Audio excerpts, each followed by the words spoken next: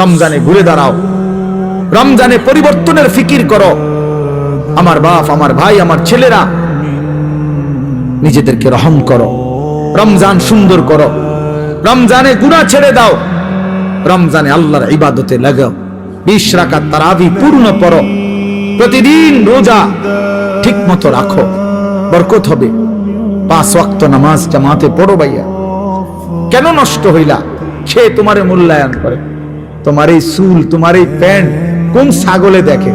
তুমি এই সমাজের কোন ভদ্রলোক, এই সমাজের মান্য গণ্য কোন মানুষ, দিল দরদি, দিন দরদি কোন মানুষ তোমার ঘরে দেখে? কেউ কোনোদিন তোমারে ডাকছে কোনোদিন যে বাবা তোমার এই অসাধারণ চুলের জন্য তোমারে ধন্যবাদ? হ্যাঁ, তো তাহলে সে সামান্যতম, আমরা তো মনে করেন একটু অনুভব করি, কথার কথায় অহংকারের জন্য বুঝাইতেছি না, যেন আমি এটা অনুভব করি আমরা যে অনেক মানুষ আমগরে মহব্বত করে, মুসাফা করে, হ্যাঁ, মাহফিলের জন্য বলে, তাহলে বুঝা গেল আমি অনুভব করি যে আমার অনেক মানুষ মহব্বত করে। আমার কথাটা বোঝেন নাই? অনেক মহব্বতের যে কি পরিমাণ যন্ত্রণা, এগুলো এই নজরুল মুহাম্মদ এগুলো দেখলেই বোঝা যথেষ্ট।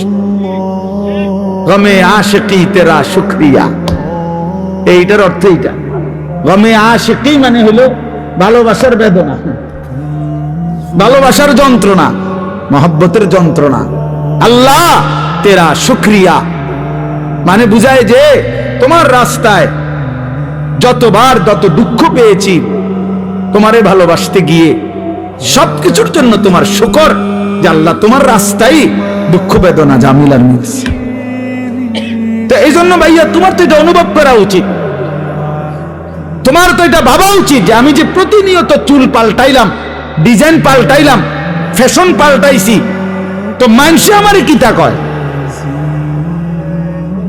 আমি তো অনেক সময় বলি যে তোমাদের সমবয়সী ছেলেরা যখন তোমারে বলে দোস্ত তোরে সেরকম লাগে, তো তুই জিগাও না কি রকম?